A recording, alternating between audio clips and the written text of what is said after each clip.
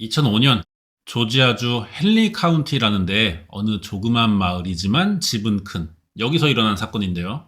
이 집은 아동복지국에서 지정한 위탁가정을 운영하는 부부가 살았습니다. 애 키울 형편이 안 되는 가정을 대신해주는 아동보호 제도가 위탁가정이잖아. 여유 있는 집은 여러 가정의 애들을 같이 돌보기도 합니다. 이 집이 그래요. 좋은 일로 위탁가정에 보내지는 애들은 거의 없죠. 다들 빡센 사연들이 있고 나이도 아직 기저귀 차는 영유아부터 곧 성인 되는 18살짜리까지 다양하다고. 이 집에서 가장 나이 많은 애는 얘입니다. 곧 18살 생일이 오는 제니퍼 홀컴. 1988년 11월 17일 미국 조지아에서 태어났어요. 그럼 무슨 사연이 있길래 이 위탁가정에 보내진 거냐? 친부모가 둘 다 알코올 중독자야. 술만 처먹으면 뭐 말도 안 해. 무슨 중학생 친구들 마냥 부부가 애 앞에서 서로 막 쌍욕하고 싸운다고. 당연히 집도 가난하고 애비는 또 도박까지 하는 바람에 망할 것도 없는 집이 더 망해가지고 가족이 노숙을 했어요. 이게 제니퍼 홀컴 9살 때 일입니다. 9살 여자애가 길에서 덜덜 떨고 막 신문지 덮고 자는데 사람들이 가만히 있겠어? 바로 아동복지센터 신고되면서 부모랑 떨어져가지고 아까 본 그 위탁가정에 맡겨진 거지. 위탁가정에 처음 들어오면은 뭐 이미 온 애들도 있을 거 아니에요? 다 모르는 애들에 처음 보는 어른 둘 있을 거 아니야? 근데도 생각보다 적응을 잘한대요. 다들 비슷한 사연으로 와서 서로 이해해주고 환경도 너무 좋아졌잖아. 침대에 처음 누워보고 하루 세끼 매번 다른 밥을 먹는다고.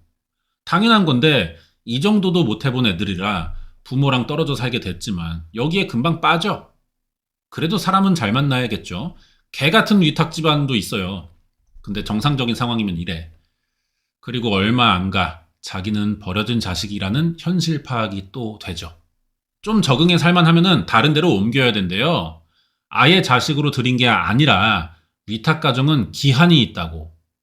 위탁 가정 애들이 제일 잘 풀리는 건 두 가지 상황인데, 첫 번째, 부모가 제정신 차려서 데리러 오는 경우야.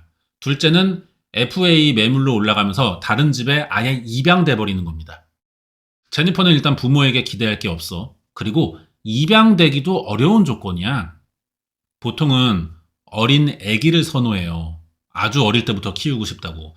그래서 10살 넘으면 보통 노장 취급을 합니다. 이렇게 제니퍼 홀컴은 10년 넘게 위탁가정을 돌면서 임대 아동으로 살았어요. 친구 사귀고 새 학교에 적응할 만하면 또 다른 데 가야 된대. 나이는 자꾸 차. 18살부터는 성인이라 생일 지나면 아예 위탁가정이 안 돼요. 혼자 살아야 돼, 독립해서. 현실적으로 입양은 기대하기 어려웠지만 돼도 또 문제인 게 좋은 사람들만 있겠냐고요. 새 부모가 막 패고 그 집 애들이 괴롭혀서 가출해서 떠돌다가 마약하고 몸 팔고 이런 언니 오빠들 그동안 얘가 많이 봤어. 그렇다고 자기가 입양 갈 집을 고를 수 있는 것도 아니잖아. 이게 돼도 걱정 안 돼도 걱정인 거야. 사실 집이나 학교에서 얘가 또 사고를 좀 친 적이 있습니다. 진작에 입양은 그래서 자기도 생각을 안 해요. 앞으로 어떻게 살아야 되나 막막해지기 시작했어. 그러면서 제니퍼의 성격이 더러워집니다. 자기 키워줄 어른이 더 이상 없으니까 막막하고 불안하겠지. 그러다 어느 날 제니퍼가 사는 위탁가정으로 여자애가 새로 들어왔어요. 2살 어려 16살 테사라는 애인데 제니퍼랑 들어보니까 사정이 비슷해요. 제니퍼는 또 뭐 비슷한 처지에 여동생이라 생각하고 나름 잘 해줍니다. 생일 지나서 독립하기 전까지 몇 달 동안 둘이 붙어 다녔대. 그리고 2005년 11월 18일이 온 거야. 제니퍼 생일. 이제 내일부터 얘를 보호해줄 어른은 없어요. 집 나오면서 태사하고도 연락이 끊어졌고. 근데 2019년 8월 14년 만에 둘이 다시 만납니다. 만난 건 좋은데 이 만난 장소가 좀 이상해요. 법원이야. 제니퍼가 자기 남편이랑 수갑 차고 재판장에 들어온 피고인이었거든. 태사는 그럼 어느 쪽 증인일까? 상대 측입니다. 표정이 좀 심상치 않죠? 제니퍼가 들어오니까 바로 막 찢어 죽일 듯이 노려봤대요. 둘이 그새 뭔 일이 있었나 봐. 그걸 알아볼 겁니다. 2019년 8월 조지아주 법원에서 얘네가 만난 이유는 레일라 다니엘이라는 아동 사망 사건 때문이에요. 수갑 찼으니까 뭐 제니퍼랑 남편인 조셉 로잔바움이 죽인 거겠지. 근데 죽은 애가 친자식이 아니래. 태사가 낳은 애야. 14년 전 위탁 가정에서 알게 된 애들이 하나는 위탁 가정을 운영하게 됐고 하나는 자식을 똑바로 못 키워서 애를 보낸 건데 이 과정에서 일이 터진 거죠. 어쩌다 이런 일이 생겼냐? 그걸 알려면 제니퍼가 성인 되고 위탁 가정을 나간 뒤의 일들을 더 얘기해 봐야 됩니다. 2005년 11월 생일 지나면서 독립한 제니퍼는 별로 할 수 있는 게 없었어요. 뭐 공부를 잘한 것도 아니야. 남들보다 딱히 뛰어난 것도 없어. 앞으로 살 일이 막막해. 그래서 군대를 갑니다. 최선의 선택이죠. 어릴 때 사고 치던 것과 다르게 막상 군대 가니까 좀 적성이 맞나 봐요. 복무 잘했고 월급 대부분을 저금하더니 공부도 시작해요. 그래서 전역하고 법대생이 됩니다. 엄청 노력한 거야, 이거. 이걸 본 얘네 집주인 아줌마가 관심을 갖거든요. 집주인 아줌마가 또 하필 여군 출신이었어. 혼자 사는 젊은 여자애가 군복 입고 돌아다니다가 저 전역했어요 이러더니 갑자기 방구석에서 안 나오고 공부만 하고 법대생이 됐대. 이걸 안 좋아할 수가 있냐? 사람이 괜찮아 보이니까 집주인 아줌마가 제니퍼에게 남자를 소개해줘요. 지 아들이야. 며느리 삼고 싶었나 봐. 얘가 그 아들인데 제니퍼랑 성격이 또 비슷하대. 몇 년 사귀면서 제니퍼 졸업하고 취직하니까 바로 결혼하더라고. 이게 한 25쯤 때인 것 같아, 나이가. 약간 빨라 보이기도 하잖아, 결혼하기에. 제니퍼처럼 사연 있는 여자애들은 여자일수록 더 그래요. 일찍 결혼하려는 경향이 있어. 빨리 가정을 만들어 안정적이고 싶은 거야. 어릴 때 그런 가정에서 커보지 못했으니까. 이런 거 다 떠나서 부모 도움 하나 없이 자기가 다 노력해서 얻었다고, 제니퍼는. 진짜 어려운 일 해낸 거지. 여러분 18에 집 나가서 돈 벌어 학비 대고 취직해서 결혼까지 할 자신 있어요? 당연하다 싶을 정도로 이 과정에서 보통은 부모 도움을 받아. 근데 이런 거 하나 없이 다 스스로 해내니까 얘가 자존감이 좀 올라갔어, 제니퍼가. 직업도 청소년 범죄 전문인 검사실에서 일합니다. 이런 데서 경력 쌓다가 나중에는 정치 쪽으로 갈 생각이었대. 남편인 이 조셉이 약간 우유부단한데 뭐 제니퍼한테 잘 맞춰주고 제니퍼가 또 일단 진취적이잖아요. 부부싸움 한 번 없이 잘 살았어요. 딱 한 가지만 더 하면 바랄 게 없어. 그게 자식이야. 결혼을 빨리 한 이유에 이것도 있는 거란 말이지. 그래서 여러 번 이제 시도하는데 애가 안 생긴다. 1년 넘게 안 생기길래 남편 끌고 병원에 가봤지. 아이 씨발 불임이래. 이게 남편이 얘가 알은 이 뻘크가 두툼한데 씨발 씨가 없대요. 거기에 남편은 낭성 섬유종도 있습니다. 무슨 분비선 이상 때문에 조직이랑 기관 손상이 온대. 이게 또 유전병이에요. 애를 낳더라도 애가 이 병에 걸릴 가능성이 높다는 거지. 씨발 이거 집주인 아줌마가 하자 있는 아들을 덤핑한 게 아닌가 싶어. 이런 사실까지는 확인이 안 됐지만 아무튼 제니퍼는 큰 충격을 받습니다. 내가 자식을 못 낳는다니. 애 낳는 거 포기해야지 뭐. 그래도 엄마를 하고 싶어 한다고 얘가. 입양 신청하죠. 근데 이게 또 하고 싶다고 할 수 있는 게 아니잖아요. 미국이라 입양은 심사가 더 까다로워. 대기 기간도 뒤지게 깁니다. 차라리 그냥 벤츠 신형 출고 기다리는 게 나아. 하지만 우리의 제니퍼 이 방면의 경력자죠. 검찰에서 일하잖아. 노하우를 알고 있다고. 위탁가정에서 살아본 경험도 있으니까 입양이 안 되면은 위탁가정으로 시작하자는 거야. 그래서 애를 잘 키울 수 있는지부터 입증을 하재. 이러면은 심사 하나는 통과되는 거니까 대기가 좀 짧아질 수 있겠죠. 위탁가정도 근데 심사받아야 됩니다. 필요한 서류 만들어서 냈어. 아동복지부가 거절했어. 제니퍼는 이해가 안 가는 거야. 아니, 나 남편이랑 둘 다 직업 있고 나 군대 나왔어. 나 법조계 사람. 근데 이게 왜 안 돼? Why not? 뭐 이래. 이유가 있지 당연히. 제니퍼의 과거가 있잖아요. 위탁가정 출신이야. 거기에 결혼하고도 계속 자기 성을 쓰고 있었거든. 남편 성을 안 따랐어요. 그러니까 얘가 제니퍼 홀컴으로 검색하면은 위탁가정 떠돈 이력이 나와. 어릴 때 학대 폭력에 노출됐던 사람이잖아. 자식을 낳으면 똑같이 할 확률이 높으니까. 다 그런 건 아니지만 가능성이 평균보다는 더 높으니까 이것 때문에 거절된 거야. 제니퍼는 열뻗치지만 포기하지 않죠. 바로 남편 성으로 바꿉니다. 얘가 추진력은 진짜 확실해요. 제니퍼 로젠바움으로 개명해서 다시 신청서 냈어. 이번에는 나 꽤 이 바닥에서 영향력 있는 검사랑 일도 같이 하는 사람이다. 이런 것도 써서 냅니다. 또 거절당한 거야. 이번엔 제니퍼가 너무 적극적이었어요.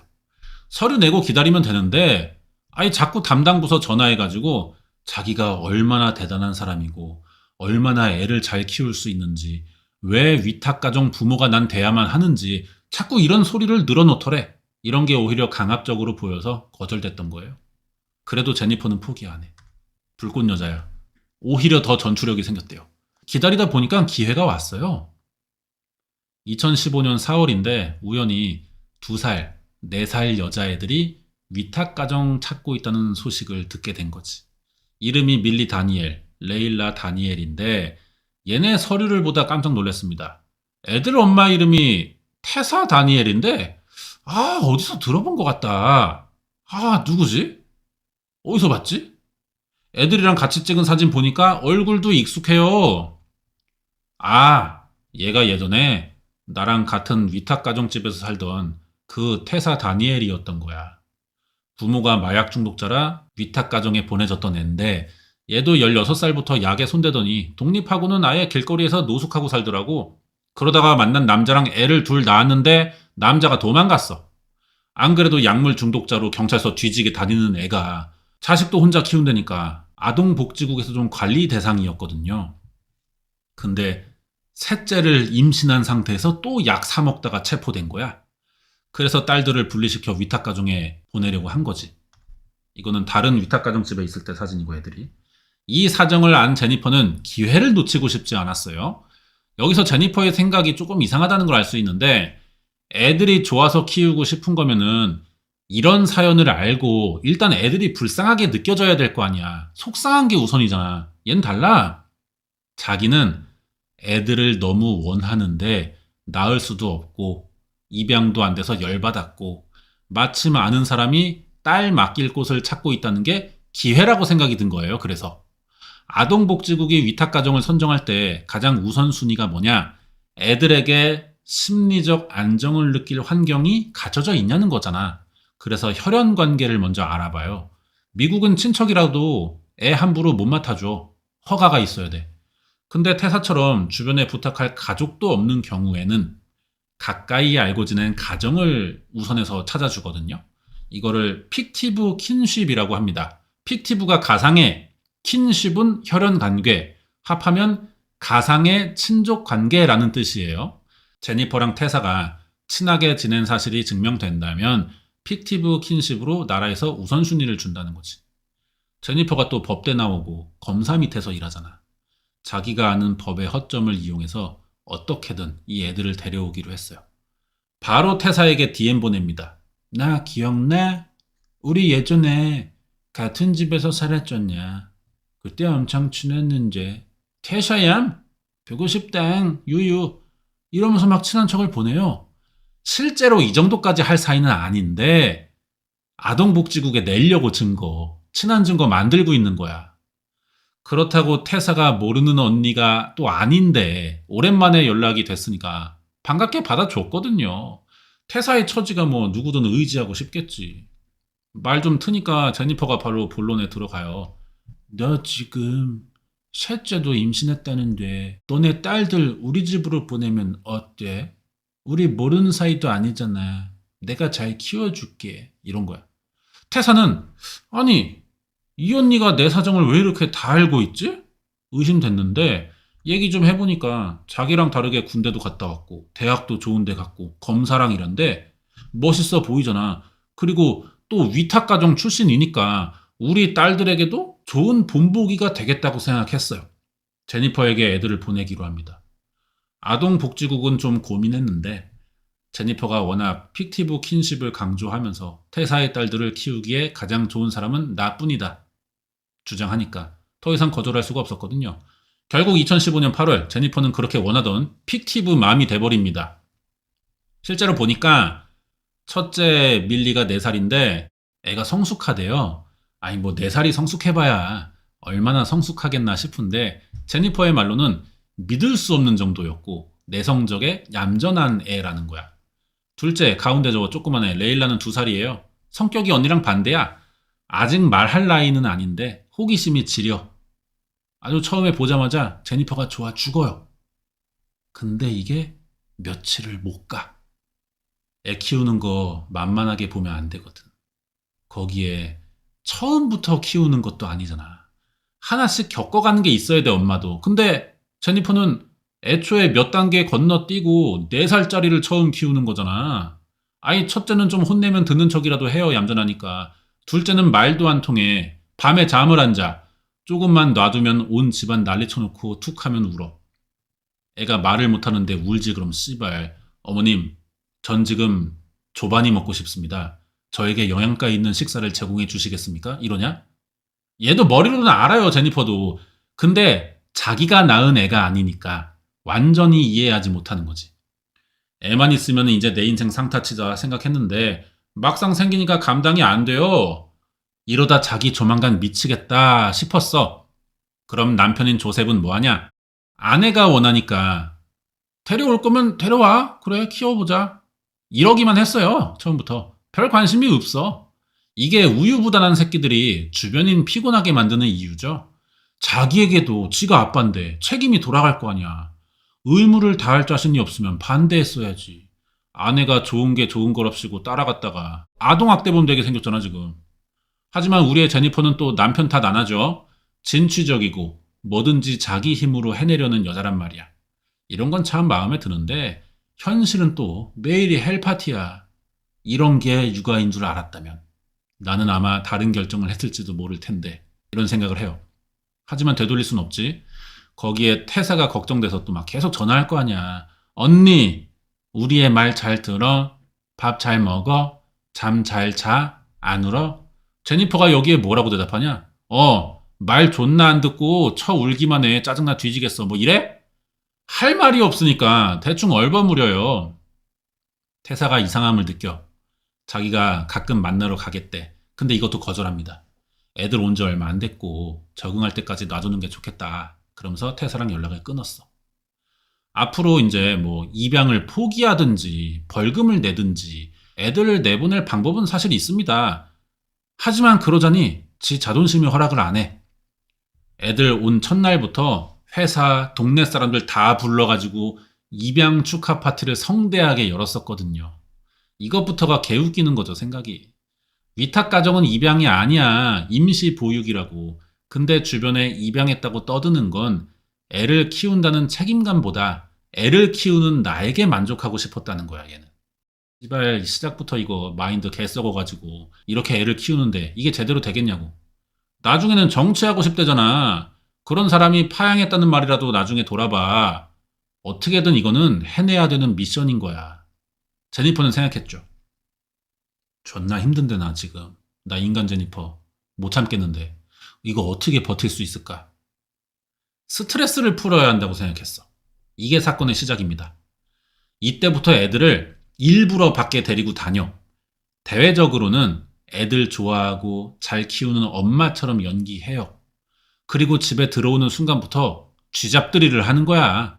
비밀스러운 이중인격 행동에 쾌감을 느끼기 시작했어, 얘가. 그렇게 스트레스를 푸는 거야. 자기 말 좀 안 듣는다 싶으면은 방에 가두고 때려요. 아니, 봐봐.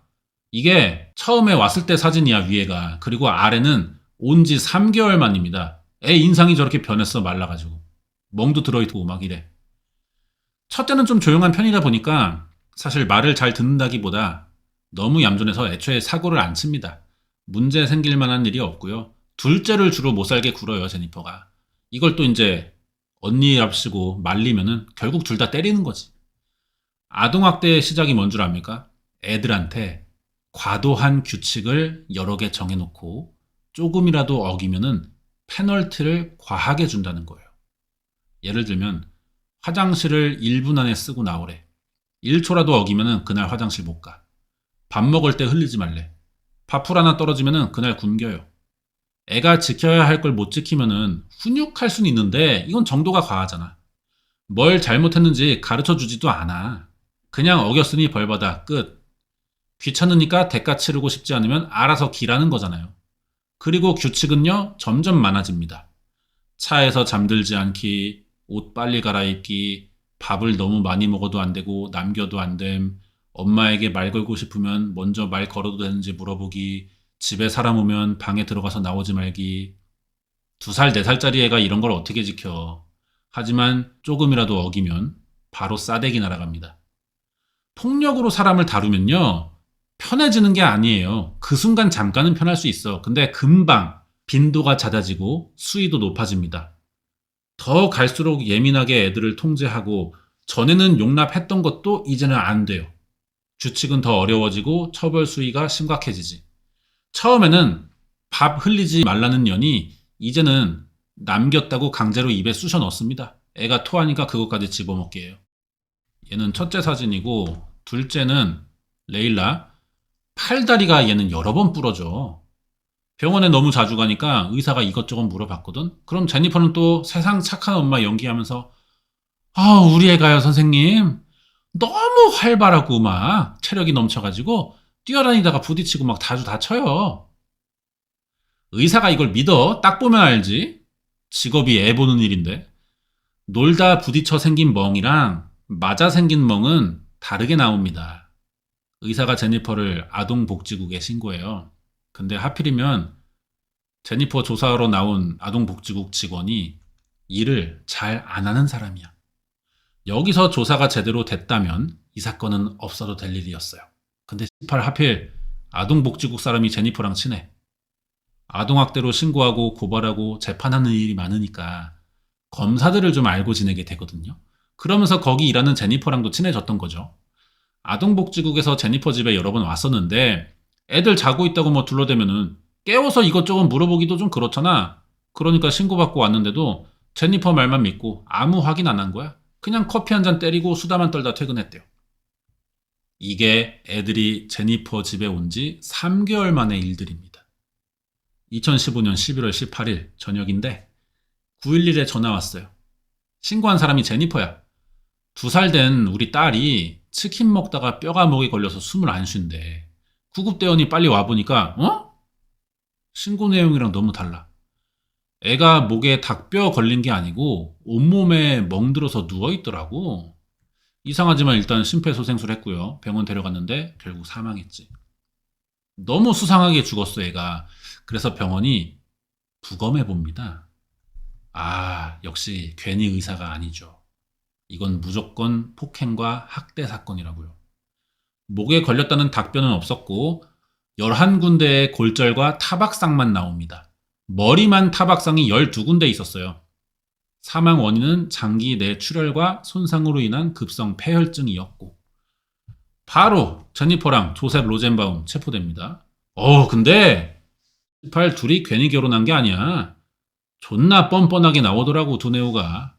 조셉은 아내가 주로 애들을 봤기 때문에 전 모르는 일입니다. 그럼 넌 아는 게 뭐냐 물어보면은 나의 아내는 훌륭한 엄마라는 사실은 알고 있어요. 이 새끼한테 뭐 기대할 수 있는 대답이 없어. 어쩌다 애가 죽었는지 제니퍼에게 물어봤죠. 그랬더니 레일라의 골절과 장기 출혈은요?